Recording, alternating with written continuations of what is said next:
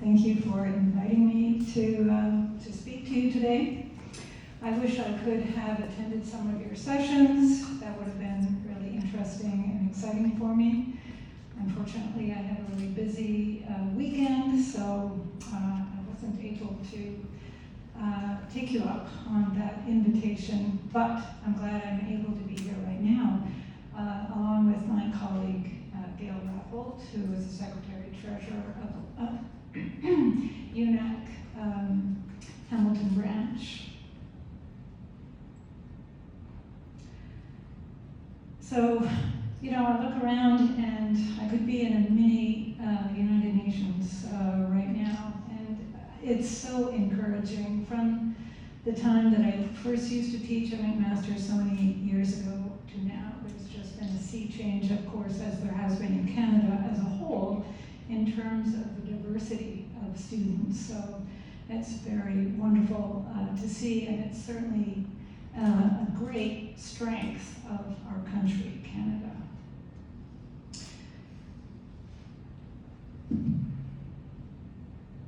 So I trust this weekend you've been feeling informed, energized, perhaps a bit exhausted after a few busy days of deliberations.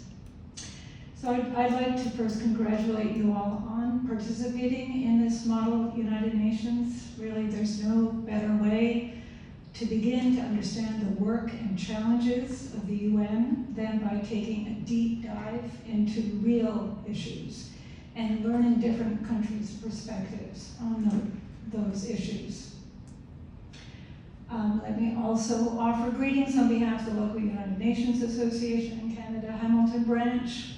In fact, did you know that there are 95 national United Nations associations across the world? They were formed, many of them, including Canada's, very soon after the formation of the UN itself in 1945. And of course, there are many more branches across each of those countries that has national associations. And the objectives, you just heard a little bit of these UN associations, are to promote the values of the UN Charter, defend multilateralism, work toward a more effective UN organization, and to raise awareness, support, and action, especially on the 17 Sustainable Development Goals.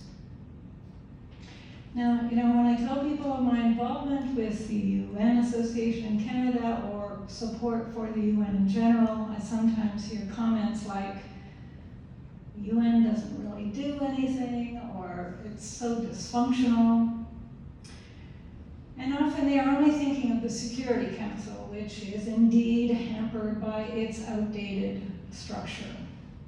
One can say that the United Nations is not particularly united.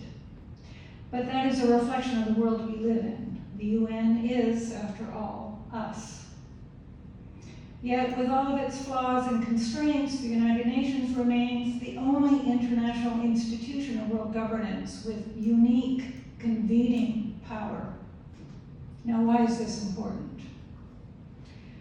Because it is painfully clear that the problems afflicting the world today, from the climate crisis to pandemics to terrorism to refugees and food shortages, cannot be solved by individual nations or even by a few nations. Our most serious problems are global in scope and require the cooperation of all nations of the world to solve. You know, the cataclysm of the First World War witnessed humanity's first attempt to institute the concept of collective security through the League of Nations in 1920. This attempt ultimately failed in large measure because, well, why? Do you know? Yes. Yeah, and more than that, because it did limp on for a number of years after the Treaty of Versailles. The US refused to join. So the even greater catastrophe that was World War II birthed the United Nations almost 80 years ago. With lessons from the League of Nations in mind, the UN Charter, initially signed by 53 countries in San Francisco, was designed to promote cooperation among independent states in which each would give up some of its sovereignty in the common interest of all nations to promote peace, security, economic development, and fundamental human rights and freedoms. Much of this work would be done through its emerging agencies and framework of international laws. Now, before I say more about why we still need this international body, although I hope that I have a sympathetic audience here regarding the importance of the UN, I'd like to spend a moment drawing on experiences from my husband's family during and just after World War II as a reminder of why the founding of the UN in 1945 was so dramatically important in the history of humanity. As you are aware, some 53 million persons perished during the Second World War, but it also produced millions more displaced persons, described by one reporter at the time as war's living wreckage. Both my mother-in-law Franska and my father-in-law Peter were such displaced persons. Franska from Slovenia, Peter from Ukraine. As a teenager already suffering the loss of his father to Stalin's Siberian camps, Peter was forced to spend years in a slave labor camp in Germany, along with thousands of other youth, women, and men similarly brought into Germany from the Ukraine and other countries overrun by the Nazis to fill the huge labor shortage, to run the German war machine. The war ended, the Allies were victorious. Parades and parties were organized all over Allied countries. But wait, World War II had displaced close to 60 million people. What to do with all of those DPs, as they were collectively referred to? So many, including especially the Jews who had survived the extermination camps, were already starving, ill, and homeless. Now, neither Franska nor Peter and their families wished to return to their home countries, for they had nothing to return to, and would face persecution at the hands of the communist rulers in both Slovenia, which was part of Yugoslavia, and of course Ukraine, which was part of the Soviet Union. This is where the newly formed international agencies that would become part of the UN system come in. One of the first agencies using that name was the United Nations Relief and Rehabilitation Authority, actually formed in 1943, so prior to the UN, to oversee wartime recovery and repatriation of the displaced. Along with the International Red Cross, the UNRRA helped to feed, clothe, repatriate, or relocate to new countries those tens of millions of DPs.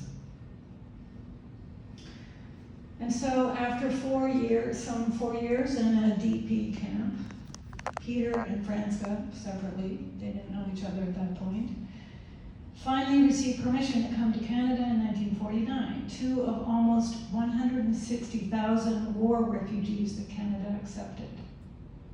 That UN agency and the Red Cross saved their lives.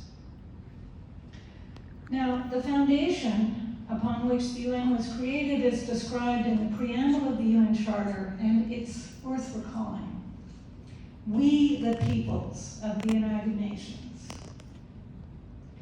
determined to save successive generations from the scourge of war, which twice in our lifetime has brought untold sorrow to mankind, and to reaffirm faith in fundamental human rights and the dignity and worth of the human person, in the equal rights of men and women and of nations, large and small, and to establish conditions under which justice and respect for the obligations arising from treaties and other can be maintained, and to promote social progress and better standards of life in larger freedom. I mean, this is really an incredible list here in this charter composed in 1945, and it still certainly holds today.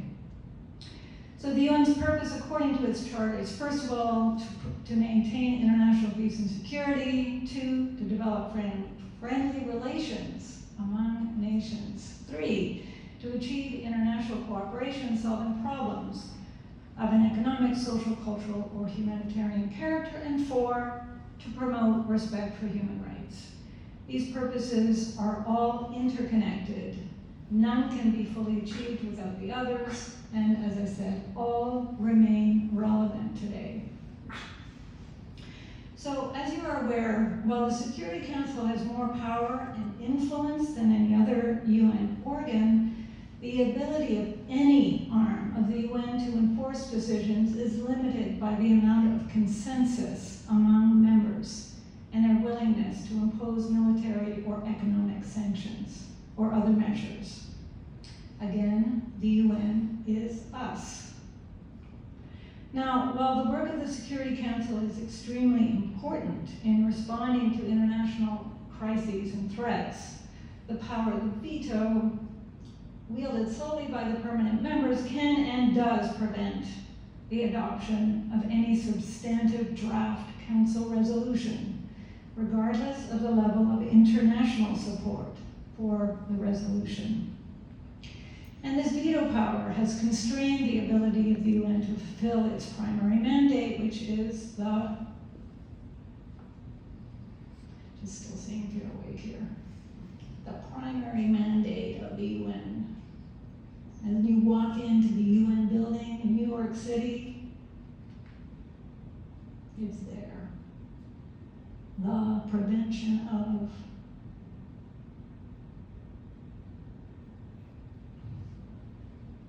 war. I know it was going through your head. Okay, that is the primary mandate of the UN, the prevention of war. Well, we know that it hasn't done a terrific job in that regard, but again, the UN is us. We cannot blame the UN as if it is not us, the countries of the world, who are constraining it. There have been many proposals to reform the UN, and especially, of course, the Security Council, but progress has been limited, as I'm sure you know. Now, my grandfather, Lester B. Pearson, who was present at the signing of the charter, was himself against the idea of having permanent members.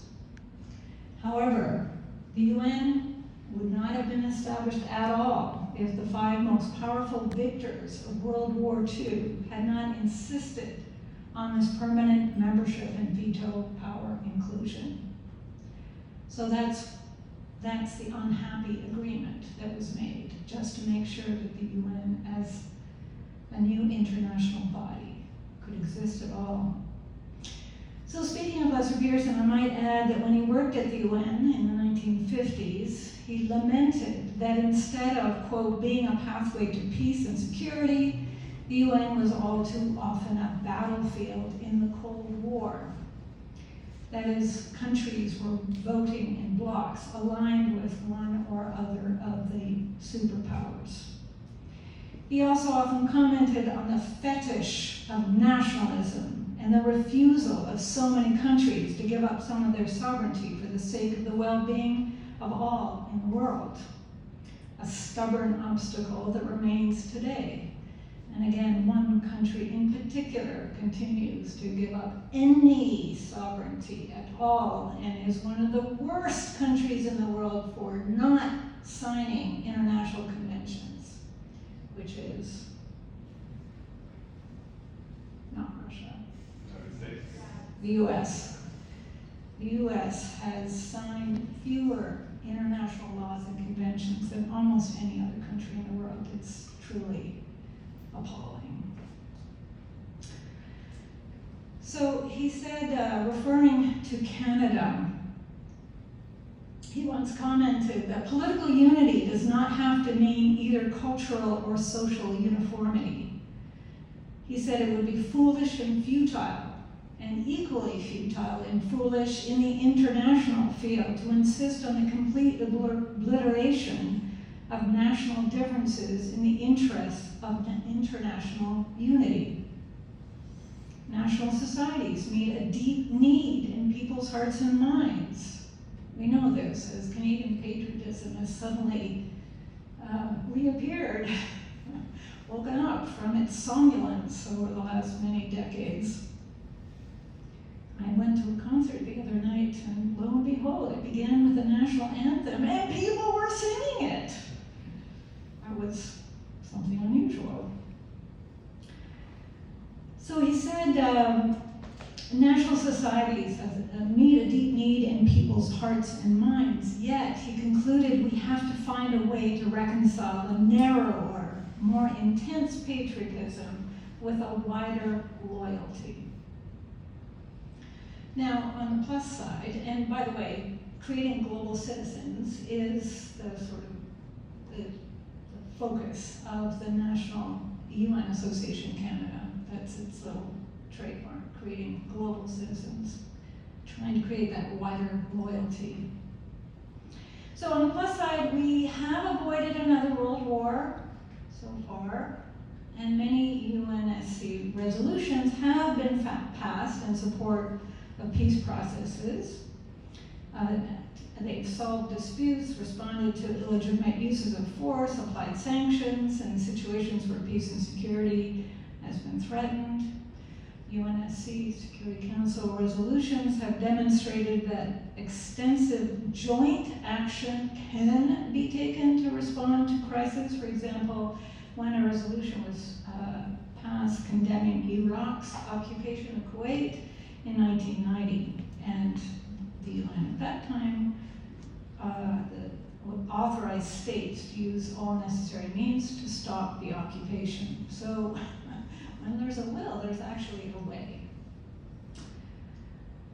But where the UN has been much more successful really is in its humanitarian work, its convening power to address economic, health, and social issues, and its setting of new global norms embodied in a host of international laws, treaties, and conventions. So specialized UN offices, programs, and agencies such as the World Health Organization, from which, as you know, the common standard for all peoples and nations. And in fact, the Declaration was a direct inspiration for Canada's own legislation, the Canadian Charter of Rights and Freedoms, in 1982, thus entrenching the rights laid out in the Universal Declaration as civil rights in Canada. Subsequent UN conventions have further delineated subsets of human rights, such as what I just mentioned, the 1989 Convention on the Rights of the Child. And Canada was involved in forging that convention, among others, as well as playing a crucial role in establishing the International Criminal Court in 1996, which, by the way, is separate from the UN's International Court of Justice based in The Hague.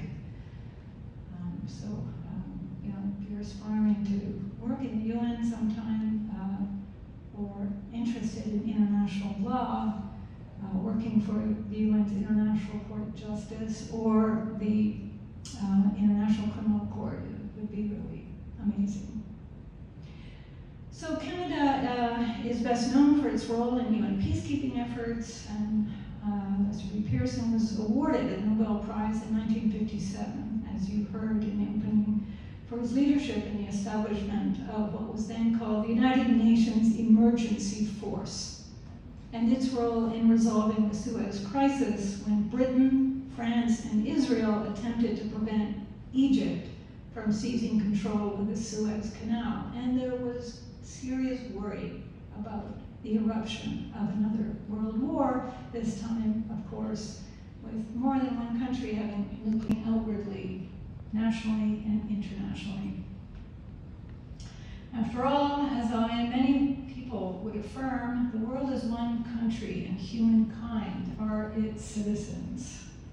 So let us each strive, as my grandfather would used to say, to create peace in the family of man. There is nothing more important.